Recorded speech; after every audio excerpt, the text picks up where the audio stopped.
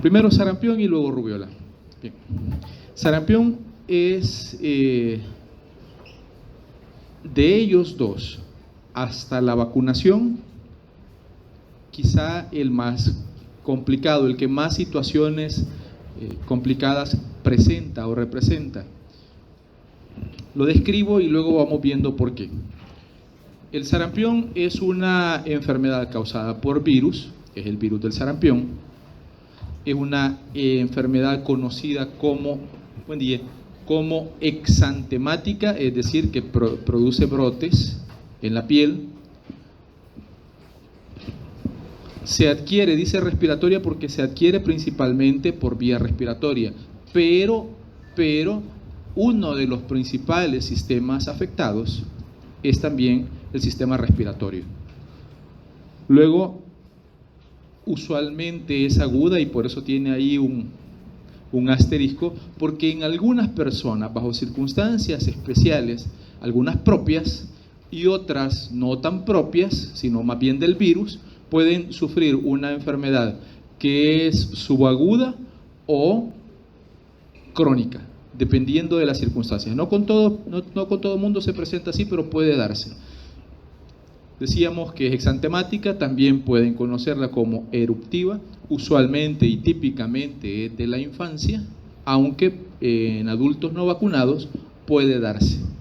Y tenemos la tendencia, sobre todo nosotros que somos muy igualados, pero los europeos tienen la tendencia a cada vez menos utilizar las vacunas. Todo con esto de las teorías conspirativas y que nos andan con el que nos ponen un chip y que andamos por un lugar y que saben que ahí andamos, pero si andamos el teléfono y ¿qué más? Ahí les andamos diciendo a todo el mundo hasta nuestras preferencias, entonces no necesitan ponernos otra cosa, ya nosotros mismos la agarramos. Pero bueno, entonces los europeos tienen estas costumbres y con la apertura de la Europa oriental, mucha gente no vacunada se ha movido en toda Europa y en parte de Asia, y eso ha originado, junto con las migraciones, las grandes migraciones a raíz de las guerras, ha originado que algunos individuos susceptibles se estén moviendo y que el sarampión, por lo tanto, a pesar de la vacunación, no haya podido erradicarse. El agente es el virus del sarampión. El virus del sarampión pertenece a la familia Paramyxoviridae, al género Morbillivirus, y cuando, esto me sirve porque hasta el término es género Morbillivirus, van a decir, ¿de qué diablo sirve eso? Cuando ustedes escuchen más adelante, un término de morbilliforme, se refiere a esas características, brotes o exantema en la piel que se parece al que ocasiona sarampión, por eso de morbillivirus. Entonces, hasta para eso sirve, eso significa que se parece a los brotes que produce el virus del sarampión. A pesar de que sea un ARN de cadena única y sentido negativo, es relativamente estable. Esto de relativamente estable hay que considerarlo y manejarlo con pinzas, porque los virus son complicados per se. Los virus pueden mutar muy rápidamente, entonces lo que ahora es, mañana puede no serlo. Luego, hay tres grandes proteínas, tres importantes proteínas para lo que nos toca. Una es la proteína de matriz, la proteína M. Otra es una glucoproteína de superficie, dado que el virus es un virus envuelto, la proteína H, que es la proteína vírica de adhesión. Eso significa PBA, proteína vírica de adhesión. Quiere decir que es la que se encarga de unirse a los receptores celulares. Y la glucoproteína F, que es la de fusión, que es la que permite al virus fusionar su envoltura con la membrana del hospedero.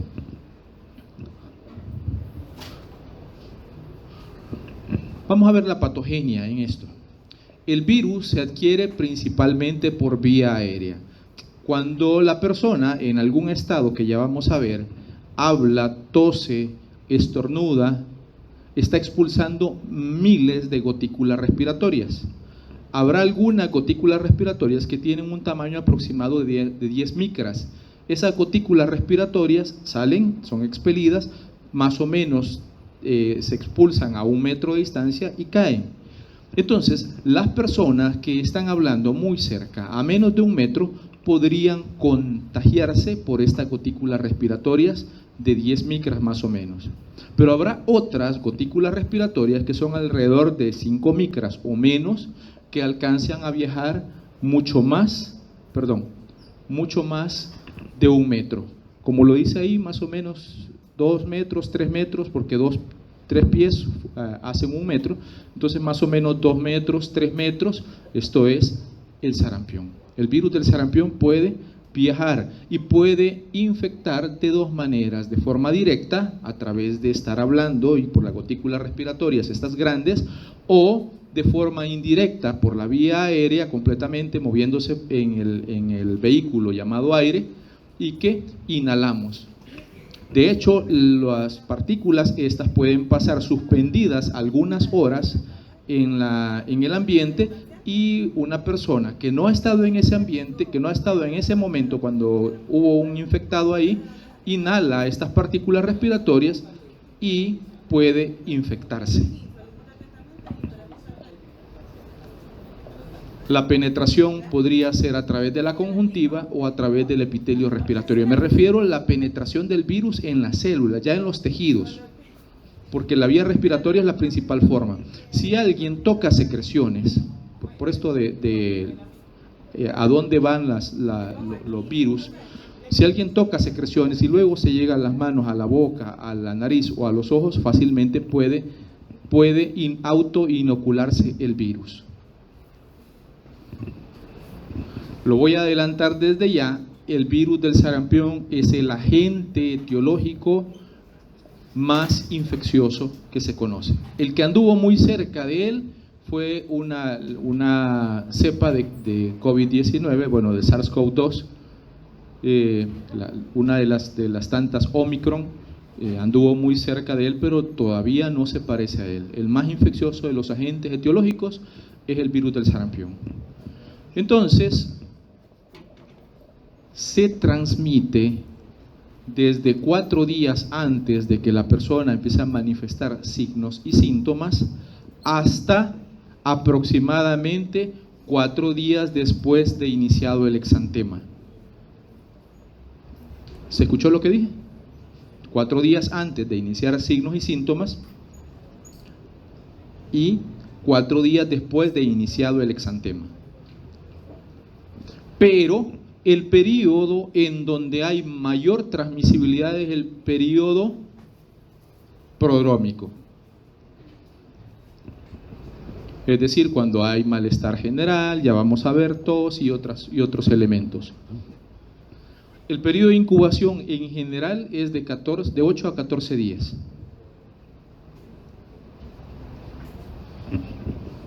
Vamos paso a paso con esto. Decíamos, el virus ingresó en el epitelio. ¿Cómo ingresa en el epitelio? Bueno, está la proteína H, que es la hemaglutinina, y se une con cualquiera de estos receptores, el CD46, el CD150 o la nectina 4. Importante especialmente el CD46 porque está en todas las células nucleadas que poseemos.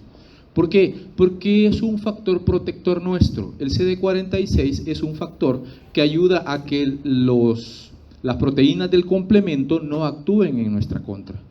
Por lo tanto, es un factor que contribuye a la autopreservación, porque no deja que nuestro complemento actúe en contra de nosotros mismos.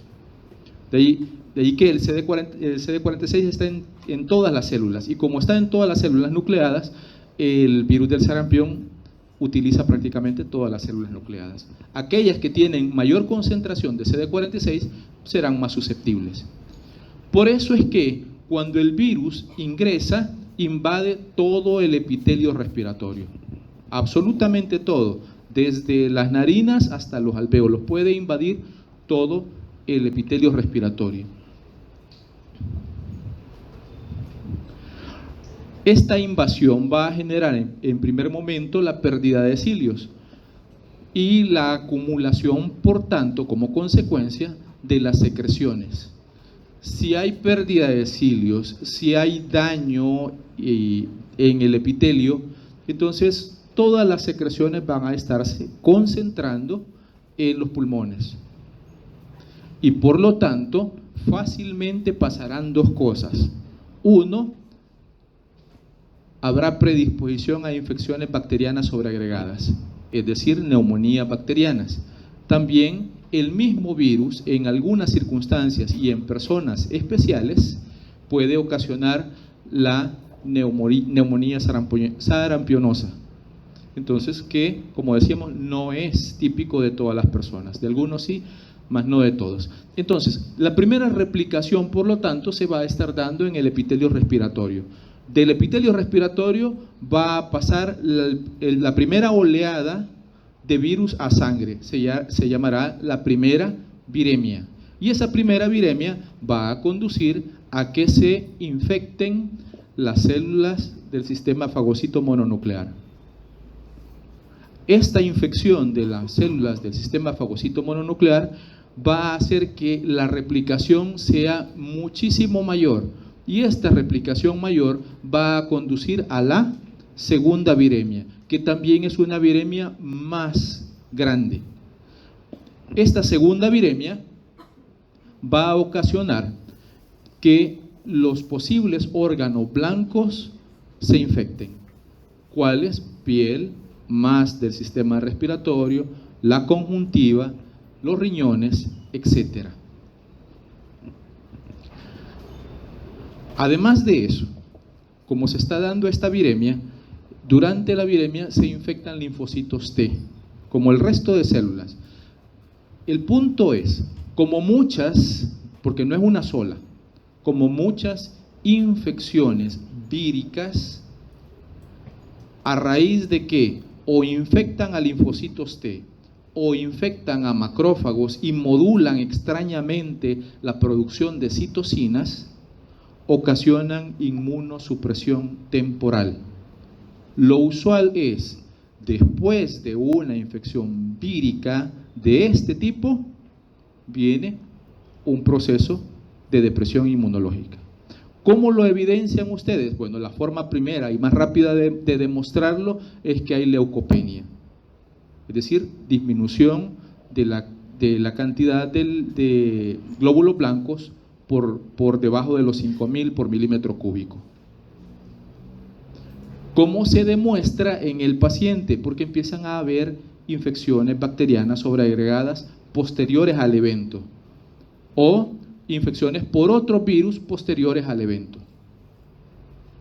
De ahí que primero le dio, por ejemplo, el COVID a través del SARS-CoV-2, y después vino un resfriado común, vino una influenza, vino una diarrea de algún tipo, puede ser de origen viral o no. Entonces, pero se debe a esto, a que los virus, en este caso el virus del sarampión, infecta directamente los linfocitos T, los destruye o destruye muchos de ellos y ocasiona una depresión inmunológica temporal. Además que se produce interleuquina 4, que también disminuye la actividad de los linfocitos T o la inmunidad celular sobre todo.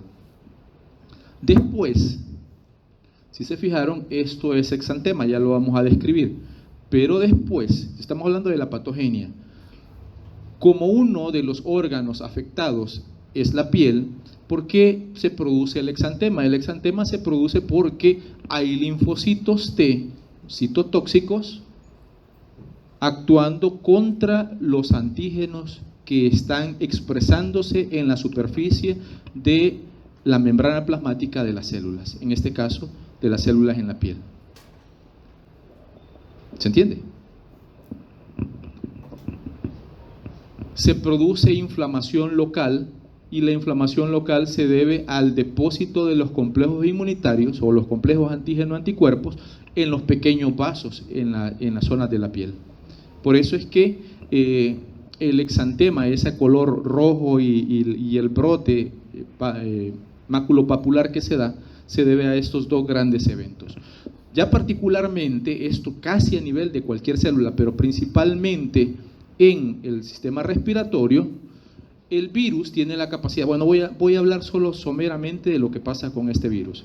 El virus es un virus envuelto, penetra en la célula a través de la hemaglutinina, fusiona su envoltura con las membranas del huésped a través de la proteína F, va y se apodera de la maquinaria celular, empieza la replicación, la producción de sus proteínas y glucoproteínas, y las glucoproteínas junto a la proteína de matriz se van a la membrana plasmática. Luego, esa afinidad que tienen las otras proteínas junto con el genoma por la matriz, por las proteínas de matriz, hacen que migren todos estos hacia la zona cercana a la membrana plasmática y empieza a salir por gemación los virus. Pero algunos de estos virus, antes de llegar a gemar, proyectan sus glucoproteínas en la superficie. Estas glucoproteínas en la superficie, si tienen muy cerca a una célula que tiene el CD46, las glucoproteínas, en este caso la hemaglutinina, se une de una célula, se une con la CD46 de otra célula. ¿Me estoy dando a entender? Y produce fusión celular. Se fusiona una célula con la otra a través de la unión del receptor viral que está en una célula con el receptor celular que está en la otra célula. Esto es una herramienta que el virus de sarampión utiliza para pasar de una célula a la otra, sin tener que encontrarse con el sistema inmune, sin tener que encontrarse con los anticuerpos. ¿Se entiende?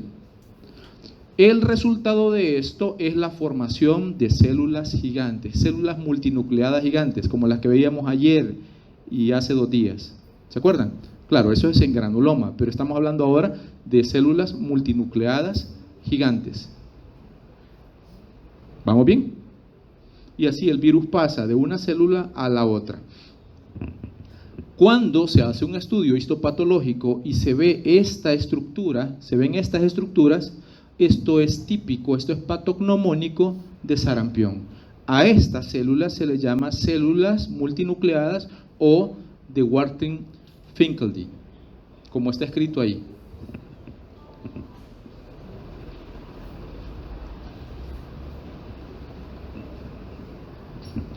¿Puedo pasar? Ok. Hablemos del sarampión entonces ya. Vamos a ver si me alcanza el tiempo. Sí, voy bien. Bien, el sarampión los hay de varios tipos. De 2 o 3 vamos a hablar este día nada más. Primero del típico. El sarampión típico tiene 3 grandes fases, aunque 2 se reconocen muchísimo más. Una es la fase prodrómica,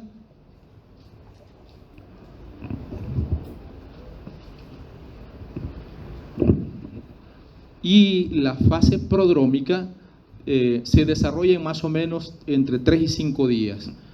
En la fase prodrómica se produce malestar general, fiebre que es alta, muy alta, que puede ser de 39,4 a 46, o sea, muy alta la fiebre, muy parecida a un dengue grave. Además habrá coriza, y la coriza es algo muy parecido a un resfriado común, es decir, congestión, secreción nasal, tos, estornudos, lagrimeo, ¿sí? Eso es coriza. Entonces habrá coriza, conjuntivitis con lagrimeo e inflamación palpebral, fotofobia. Pero importante, recuerdan que les dije hace un par de minutos que la transmisibilidad del virus del sarampión era muchísimo mayor durante el periodo prodrómico. ¿Por qué? Porque en ese momento hay estornudos, hay secreción nasal, hay tos, que no lo he puesto aquí, pero hay tos que primero inicia siendo seca y luego pasa a ser productiva. Entonces toda esta serie de eventos que hay permiten de que el virus del sarampión, que ya está en el sistema respiratorio, empiece a salir en todas esas secreciones y a través de todos esos mecanismos. ¿Se entiende? ¿Sí? Antes de que finalicen estos 5 días, va a aparecer un enantema. a nivel de las mejillas, de la cara interna de las mejillas, los carrillos, que se conoce con el nombre de manchas de Koplik. Y las manchas de Koplik también son signo patognomónico de sarampión. Ojo, hay malestar general, hay toda esta serie de eventos. Todavía no hay exantema.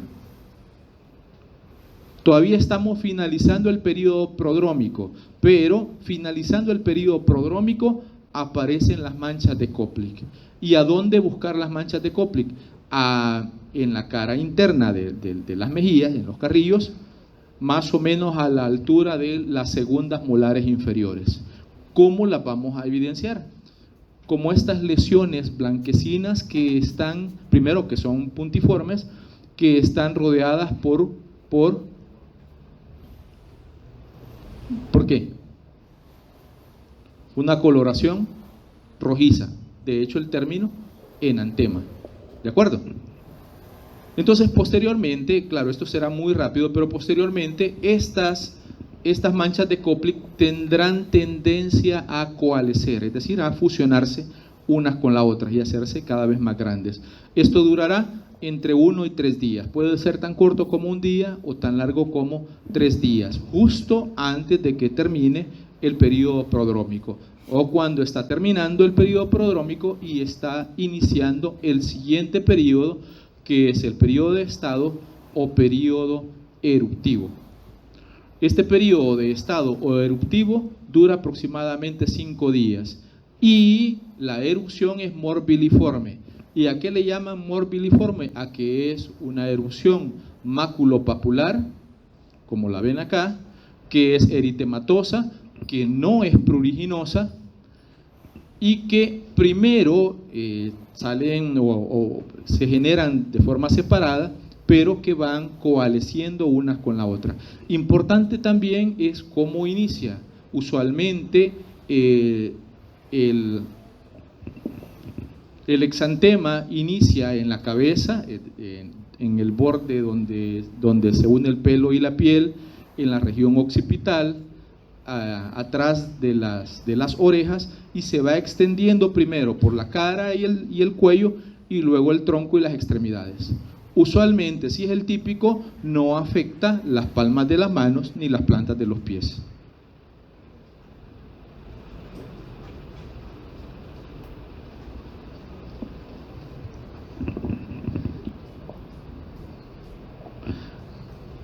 Cuando el exantema dura más o menos 4 o 5 días, lo que habíamos dicho, pero cuando está finalizando este tono rojizo, rojo encendido que tiene el exantema, se va tornando a un tono parduzco y empieza a aparecer una especie de descamación fina o furfureácea, como se le llama. Es decir, que la persona empieza como a descamar. Todo ese brote, prácticamente lo mismo pasa con el dengue, sobre todo el dengue grave, que aparece el brote, aparece el exantema y luego poco a poco empieza a descamar. Finalmente, la fiebre resuelve antes de que haya finalizado el exantema, y con el descenso de la fiebre también viene como consecuencia la disminución de todas aquellas manifestaciones grandes, es decir, disminuye la coriza, el malestar general, la fiebre y todo lo que se había iniciado en el periodo prodrómico. A pesar de que no se diga, hay un tercer periodo, por eso le digo, dos bien manifiestos, el uno no se dice tanto, pero es el periodo de convalecencia, es decir, el periodo en donde todo paulatinamente va retornando a la normalidad. Las complicaciones del sarampión típico pueden ser, hay muchas más, pero yo les traigo unas cuantas acá. Las respiratorias, las del sistema nervioso central y las del sistema digestivo. Primero las del respiratorio y del sistema digestivo. En niños pequeños, la principal forma es la otitis media, pero puede haber sinusitis también. También bronquitis, laringotraqueobronquitis, laringitis y neumonía puede haber en niños, pero la neumonía es más típica como una complicación en el adulto. Y la neumonía podrían ser de dos tipos: la neumonía directa causada primariamente por el virus, o de una forma indirecta causada por bacterias, como una infección bacteriana sobreagregada a raíz de las condiciones que ha generado el virus o la infección viral. Decía, segundo, las manifestaciones del sistema digestivo, como gastroenteritis, como hepatitis, como apendicitis o como adenitis mesentérica, es decir, tienen múltiples manifestaciones en tanto que complicaciones. Ahora, en relación al sistema nervioso central habrá dos complicaciones, una que es subaguda y otra que es crónica.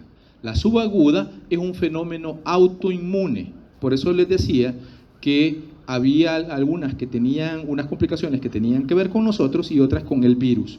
En este caso, la encefalitis aguda es un fenómeno inmunológico que tiende a ser desmielinizante y que potencialmente puede ser mortal. Esta es a raíz de la presencia del virus y la respuesta inmune contra los antígenos virales. En segundo lugar, y no sé si puedo llamarle suerte o llamarle mala suerte, porque realmente no es bueno que alguien fallezca y uno se entere de eso, pero tuve oportunidad de estar, déjenme ver, fue en 2013 en Buenos Aires, en el Instituto Malbrán, y justo en el tiempo que yo rotaba por virosis respiratorias, llegó un caso, estaban llegando un caso de una joven, tenía como 20 y tantos años, que hacía más o menos 10 años había sufrido sarampión, que había tenido una depresión en el grado de conciencia paulatinamente hasta que cuando llegó la muestra primera estaba en coma y posteriormente llegó un fragmento de cerebro, por lo tanto era una necropsia, para buscar la causa del fallecimiento. Se le hicieron los estudios, que luego vamos a ver cuáles pueden ser, y se demostró que era el virus del sarampión. A esta situación, en donde es un proceso largo a raíz de la infección viral, que puede durar 7, 10 o más años, se le llama panencefalitis esclerosante subaguda. Es una infección de las células cerebrales y es causada por virus defectuosos, es decir, no son virus que se desarrollan el ciclo replicativo habitual, sino que es muchísimo más lento y esto va ocasionando un deterioro paulatino del sistema nervioso central, que primero se caracteriza por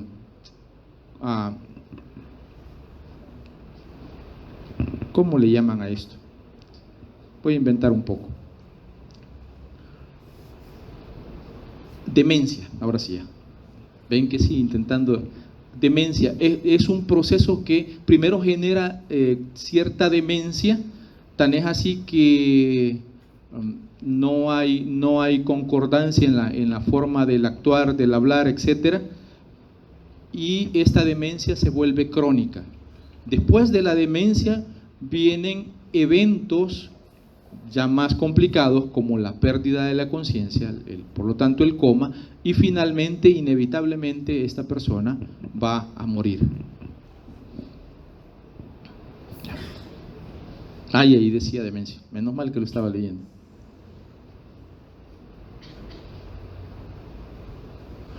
Habrá otro que es el sarampión atípico. El sarampión atípico suele presentarse, solía presentarse en algunas personas que fueron vacunadas, sobre todo con virus inactivados. Y a raíz de que eran vacunadas con virus inactivados, no había una completa reacción inmune desarrollada contra el virus. Y esto generaba que cuando el virus ingresara, había una reacción inmunológica muchísimo mayor, muy severa. Generaba que el periodo prodrómico fuera muy corto, con malestar general muy evidente, con fiebre muy alta, alrededor de los 40 y tantos grados, 40.6 grados, con cefalea intensa, con mialgias, con tos seca, con debilidad extrema, dolor abdominal. Esto parece dengue, ¿verdad? Pero es que así se manifiestan, muchas de las patologías se manifiestan muy parecidas. Y el exantema invertido, es decir, no se originaba en la cara y el cuello, sino que en las extremidades, en el tronco, y ascendía hacia la cara. Por eso se le llama invertido. Del tipo petequial, es decir, son unos brotes o un exantema muy pequeño, o purpúrico, que podía verse como pequeños hematomas. ¿Se han fijado cuando alguien, no sé, se golpea o lo golpean, que le aparece el hematoma, pero en algunas personas aparecen como un montón de puntitos morados? ¿Se han fijado eso? Entonces, más o menos, esa idea puede darles. Y luego un compromiso pulmonar que ocasiona neumonía sarampionosa. Y esta puede ser potencialmente mortal. Lo que no aparece ahí también es que puede haber en estas personas meningoencefalitis, y que también puede ser mortal. Estas siguen siendo las manchas de Koplik. Más o menos lo que les he narrado se refleja en esta diapositiva. Es decir, la exposición, más o menos después de 7 días se da la viremia. Esta viremia se relaciona con la presencia de la fiebre, se relaciona con la inoculación en diferentes sitios, y por lo tanto puede haber en este momento o al final de este momento el exantema. Luego, durante este periodo también el virus está expulsando en sangre, que es, aquí le llaman etapa catarral, que es también la fase prodrómica. Catarral porque se parece mucho a un resfriado común, pero es la fase prodrómica, y en este momento se están expulsando la mayor cantidad, no todos, pero la mayor cantidad de virus, y es el periodo más infeccioso. En este momento, vean, es donde se desarrolla justo el exantema, y que aquí también puede desarrollarse la encefalitis posinfecciosa. Pero hasta más adelante, muchos años después, se va a desarrollar la panencefalitis esclerosante subaguda, y es un fenómeno que no es típico que se desarrolle en todas las personas. De hecho, es muy, muy, muy infrecuente.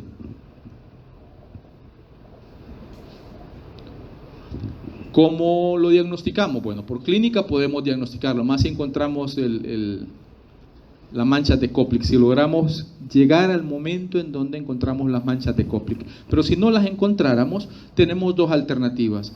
A través de ELISA podríamos buscar inmunoglobulina M, y en esta, con una muestra única positiva de inmunoglobulina M, tendríamos y nos bastaría para poder hacer diagnóstico. Vean, más o menos esto narra lo que hemos dicho: la invasión inicial, es decir, la adquisición del virus, luego el periodo de incubación, el inicio de las manifestaciones con la fase prodrómica. Al final de la fase prodrómica, permítanme,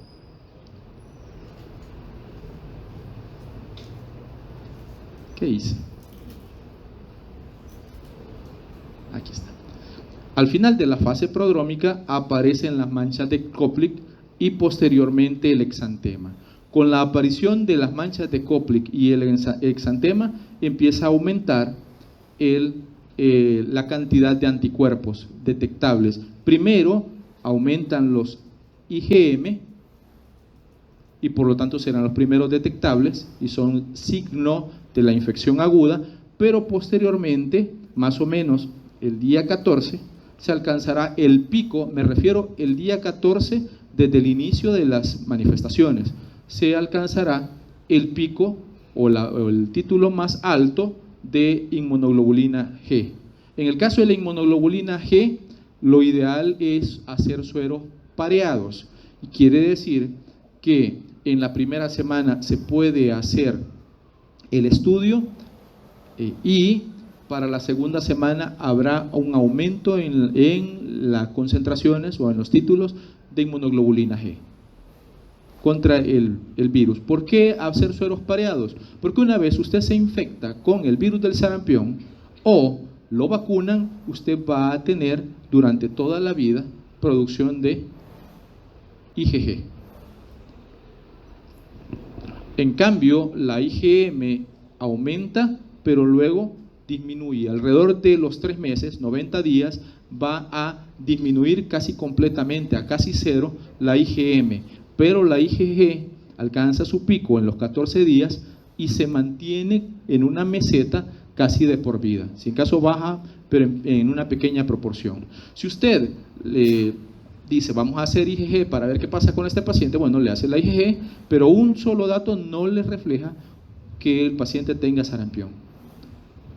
Tendría que hacer sueros pareados, hacer una nueva toma, hacer un nuevo estudio con ELISA, puede ser, y demostrar que hay aumento en los títulos de los anticuerpos, de los IgG. Entonces sí, la serología le sirve para hacer diagnóstico. O una única muestra en donde usted tiene IgM, que en la primera semana fácilmente usted tiene, me refiero la primera semana del inicio de la fase prodrómica, ya tiene cómo demostrar que en efecto puede ser por el virus del sarampión. Lo que me tocó vivir y que es posible que se haga es el aislamiento viral, es decir, la siembra del virus en células, en cultivos celulares, y la PCR en tiempo real, que sería una RT porque es una retrotranscripción.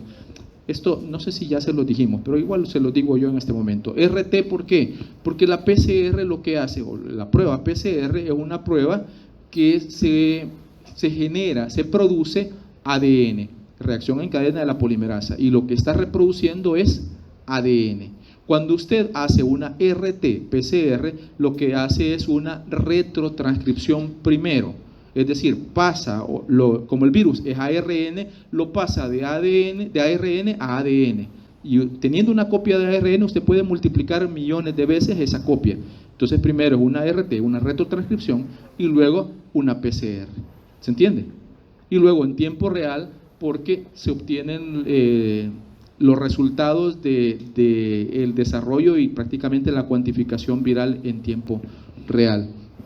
Así. Entonces, como les decía, a través de biología molecular, durante el periodo prodrómico y durante el tiempo en que la persona tiene el exantema, podría encontrarse el virus. Podría encontrarse el virus a través del aislamiento viral o podría encontrarse el genoma viral. Voy a regresar acá porque vean, mientras se da, prácticamente antes de que se dé el fin del exantema, hay viremia, y la viremia concuerda con muchas de las manifestaciones, incluyendo con la fiebre. Mientras hay viremia, hay fiebre, y por eso es que la fiebre termina antes que termine el exantema. ¿Se entiende? Pero el aislamiento viral no necesariamente tiene que hacerse de sangre, sino el aislamiento viral se hace de las vías respiratorias, y por eso es que puede ser o puede darse algunos días posteriores todavía a el desarrollo del exantema.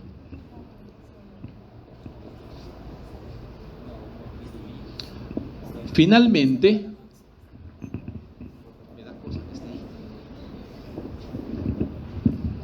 tengo mis llegues, sí, como todos en la vida.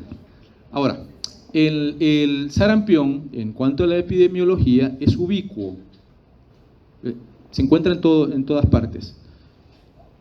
El humano es el único hospedero, aunque se puede inocular en animales, pero el hospedero natural es el humano. Es muy raro que haya sarampión en menores de 6 meses. ¿Por qué? Porque hay inmunidad pasiva transmitida de la madre al feto vía transplacentaria. Por lo tanto, en los primeros 6 meses es casi imposible que haya sarampión. Esto es un dato importante. Si no está vacunado, eso quiere decir, eso es para la próxima discusión. Si no está vacunado, usted se vuelve un hospedero susceptible. Y los hospederos susceptibles que entran en contacto con las secreciones, el 90% de ellos va a desarrollar la enfermedad sintomática.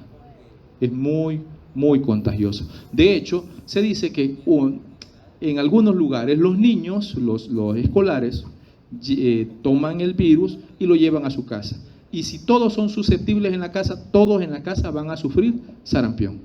Así de drástica es esta situación. Hay alrededor de 40 millones de casos todavía al año.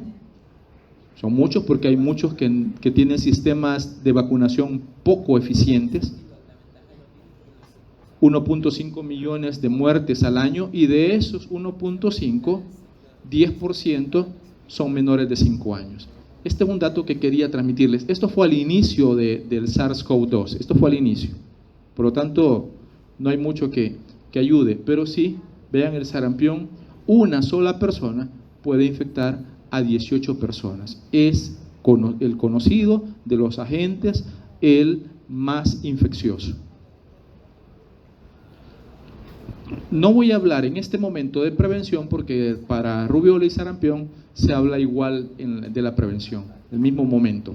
Bueno, voy un poco más rápida porque ya estoy contratiempo. La rubiola es muy parecido al sarampión. De hecho, el diagnóstico diferencial es del sarampión, de un sarampión leve. Es una enfermedad vírica, también es exantemática, es aguda. Por lo general, ojo con esto, es leve y benigna, y se le conoció o se le conoce todavía como sarampión alemán, es decir, una modificación del sarampión. Afecta principalmente a niños y adultos jóvenes, a niños mayores y adultos jóvenes, pero si quien se infecta es una mujer embarazada, puede infectar a través de la vía transplacentaria al feto, y en el feto produce efectos muy graves, que pueden ir desde la muerte del feto hasta una forma que tiene una gran cantidad de manifestaciones conocidas como síndrome de rubiola congénita. A pesar de ello, la enfermedad es prevenible por la vacunación, pero se van a dar cuenta con el síndrome de rubiola congénita de que hay muchas personas que se infectaron durante el embarazo y que sus hijos tienen alguna de las manifestaciones, o tal vez a ustedes les pasa, pueda que sí, de el síndrome de rubiola congénita. El virus de la rubiola es un virus envuelto, tiene 2 glucoproteínas, la E1 y la E2. La E2 es la más importante porque es la que sirve como proteína vírica de adhesión. Tiene una proteína C, es un ARN de cadena sencilla y de sentido positivo. Antes era un togaviridae, ahora se aisló en una familia diferente llamado matonaviridae, ya eso se lo dijeron en la clase del ciclo pasado, y el género matonavirus, que tiene una sola especie, la especie es el virus de la rubiola. Importante, muy importante, es que solo hay un serotipo, y como hay un serotipo, es posible hacer una vacuna efectiva. Cuando hay múltiples serotipos, es casi imposible hacer vacunas efectivas. Se ha identificado, porque todavía esto está en albores, como sea, un receptor celular, la glucoproteína de mielina del oligodendrocito, pero otras proteínas todavía no se han logrado identificar. Me refiero como receptores celulares para el virus. En cambio, la proteína vírica de adhesión es la E2. Dentro de algunas células que pueden ser infectadas por el virus están neuronas, células epiteliales y las células linfoides. Esto pasa muy parecido como con el virus del sarampión, es decir, se adquiere por vía respiratoria, principalmente, vamos a hacer una gran división. Habrá 2 tipos de rubiola, la prenatal y la postnatal. La postnatal es de la que vamos a hablar en general, y luego vamos a destinar un ratito a la prenatal. Esto es prenatal, se adquiere por vía aérea, se introduce en las gotículas respiratorias, primera replicación en la nasofaringe, también en los ganglios linfáticos regionales. Estas 2 replicaciones, que es la primera, conduce a la primera viremia. Esta viremia va a hacer que el virus, más o menos en un trámite de 5 a 7 días, se disemine a piel, a las articulaciones, a los riñones, al sistema nervioso central principalmente. A la piel y a las articulaciones ya veremos que nos interesa. Pero si fuese una mujer en periodo de gestación, esta viremia también va a conducir a que el virus llegue a la placenta y por lo tanto al feto. El periodo de incubación es relativamente largo, entre 12 y 23 días, con promedio de 18 días, y el periodo es más contagioso en los primeros del 1 a 5 días después de aparición del exantema. Lo que les decía, si hay una mujer embarazada y lo adquiere, sobre todo, porque en cualquier momento del embarazo podría ser los daños, pero los daños más severos, los que tienen relación con o el mortinato o la mayoría de manifestaciones de la rubiola congénita, es en el primer trimestre. Algunos dicen las primeras 16 semanas, pero de esas, las primeras 8 semanas son cruciales.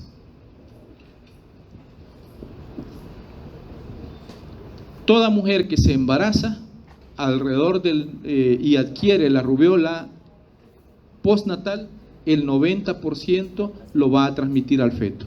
O sea, muy, muy importante. Muchísimo más importante que la rubiola postnatal es la que se adquiere de forma prenatal.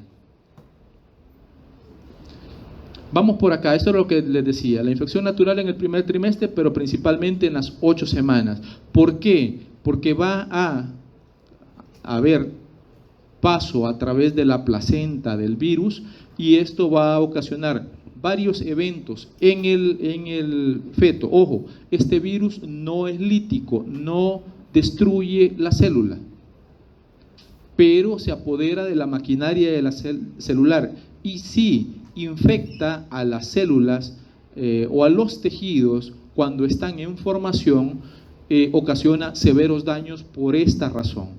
Uno, porque invade y lesiona los tejidos en formación, porque produce trombosis, porque ocasiona freno en la división celular, porque en muchos casos y en algunas células hay rupturas de cromosomas y produce vasculitis. Todo esto ocasiona daños que pueden ser irreversibles en el feto.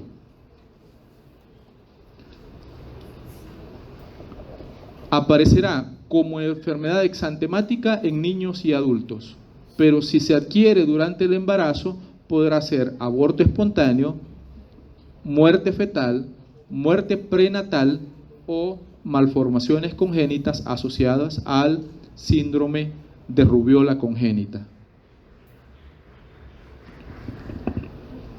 Si vamos a hablar de la rubiola postnatal, entre el 30 y el 50% van a ser asintomáticos.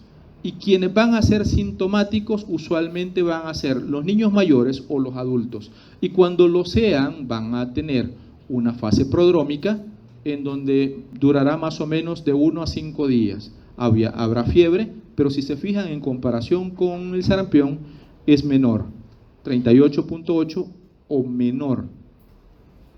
Malestar general, tos y coriza, y si se fijan, muy parecido a sarampión, conjuntivitis pero leve, pero esto sí, en comparación con el sarampión, produce adenopatías que pueden ser grandes y dolorosas. Sobre todo, las adenopatías grandes y dolorosas pueden encontrarse suboccipitales, retroauriculares y cervicales posteriores, es decir, en cabeza y cuello principalmente. Y luego, durante el periodo prodrómico también aparece un enantema, es decir, un enrojecimiento en la mucosa oral. ¿A dónde principalmente aparece este enantema? En el paladar blando, y se llaman manchas de Forsheimer, como está escrito ahí, Forsheimer. Ya casi me muerdo la lengua con esto. Forsheimer. Bueno, yo así lo leo.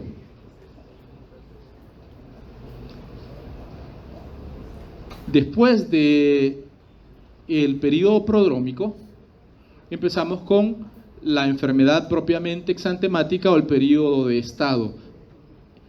En los niños podría ser la única manifestación de la enfermedad.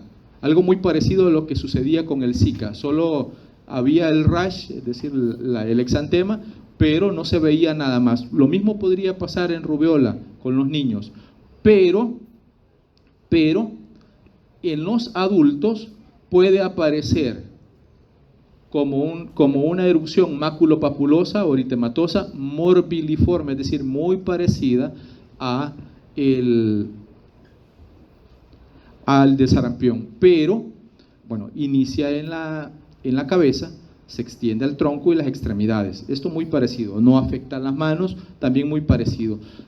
No tiende a coalescer, número 1, y número 2, no se forma esa descamación furfureácea ni el color parduzco que suele aparecer en sarampión. Esas dos también son características. Este exantema puede durar entre 1 y 3 días y posterior al exantema, sobre todo en adultos y principalmente en mujeres, puede darse artritis y artralgias múltiples que pueden durar entre 3 y 10 días. Es decir, después del exantema habrá presencia en mujeres sobre todo, de artralgias y artritis múltiples, artritis, inflamación, artralgias, dolores. También en algunos casos, sobre todo en adultos también, puede haber encefalitis y entre el 20 y 50% de los casos que se produzca encefalitis pueden ser mortales. Luego puede haber hepatitis leves y hemorragias que se asocian a trombocitopenia, es decir, a disminución en la presencia de el número normal de plaquetas. En cambio, en el síndrome de rubiola congénita, el niño puede aparecer con manifestaciones auditivas como sordera, oculares principalmente cataratas, pero también puede haber opacidad corneal, microoftalmo, retinopatía pigmentada, glaucoma congénito, pero sordera, cataratas, son muy frecuentes. También defectos cardíacos como la persistencia del conducto arterioso, algunas alteraciones en el tabique interauricular o interventricular y también estenosis de la arteria pulmonar. Posiblemente en algún momento estos casos podrían ser mortales. Esta es una constelación, como lo dice la teoría, es una constelación muy grande de manifestaciones o situaciones, por eso se llama síndrome de rubiola congénita, porque pueden haber algunos trastornos permanentes y otros trastornos transitorios. Permanentes, por ejemplo, el niño desarrollar diabetes mellitus, microcefalia, las secuelas del sistema nervioso central como retraso psicomotor o puede ser una de las causas de autismo. Y si son manifestaciones transitorias, puede haber trombocitopenia, lo que habíamos mencionado, púrpura y petequias en la piel, y podría darse también meningoencefalitis. ¿Cómo hacer diagnóstico de rubiola? De nuevo, el diagnóstico de rubiola puede hacerse de dos formas. Uno, por la serología, buscando anticuerpos, o dos, por la búsqueda del ARN viral. Si es buscando anticuerpos, si es con IgG, tiene que haber un aumento de 4 veces los títulos de los anticuerpos entre la fase aguda y la de convalecencia. Quiere decir que entre 4 y 8 semanas tiene que haber un aumento drástico del título de anticuerpos. También esto sería IgG, pero también el hallazgo de inmunoglobulina M, y esto estaríamos pensándolo, porque aquí está como se evidencia, también más o menos 90 días, que los títulos de anticuerpos IgM aumentan antes y también decrecen antes en la persona, y por lo tanto puede ayudarnos en la fase aguda, en el momento de la finalización del periodo prodrómico y el inicio del exantema, saber si está infectado con un resultado positivo a IgM.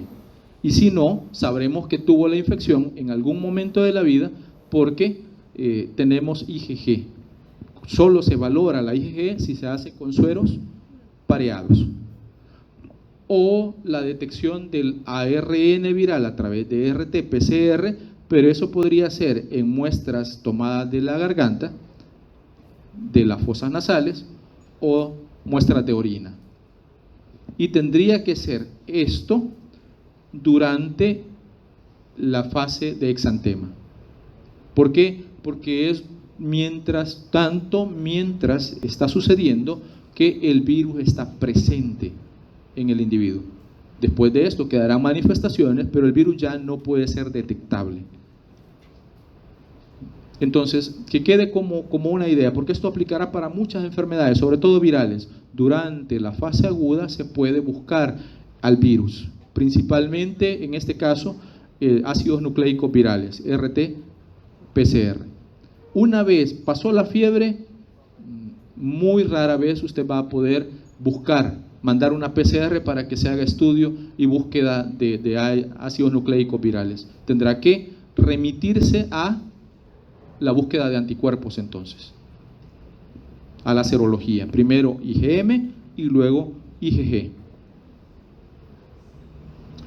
Respecto a la epidemiología, también es ubicua, solo se le dio importancia cuando se le buscó, porque antes se le confundía mucho con el sarampión y con la escarlatina.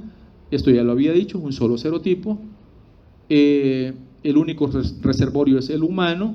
La transmisión, si es postnatal, es vía aérea. Si es prenatal, es transplacentaria. ¿Cómo se previene? Por la vacunación. Por la vacunación. En el esquema de vacunación, usualmente el sarampión y la viruela están acompañando a las paperas, o al virus de las paperas, en una sola vacuna. Es conocida como triple viral. Triple viral. Sarampión, rubiola y paperas. O rubela, measles, ¿qué es? ¿Cuál era el otro? Paperas. Mumps. Gracias. Mumps. Entonces, es la MMR. Podría utilizarse una cepa, de hecho es la cepa que mejor se ha adaptado para la vacunación de rubiola, que es la AR273, que es la que mejor se adapta para incorporarse en la triple viral. Y la cobertura en un sistema de vacunación óptimo llega hasta el 95%, es decir, genera inmunidad de rebaño y eso hace que sean menos los potenciales susceptibles de la enfermedad. Muchachos, terminé. Les agradezco mucho. Feliz día. Un minuto.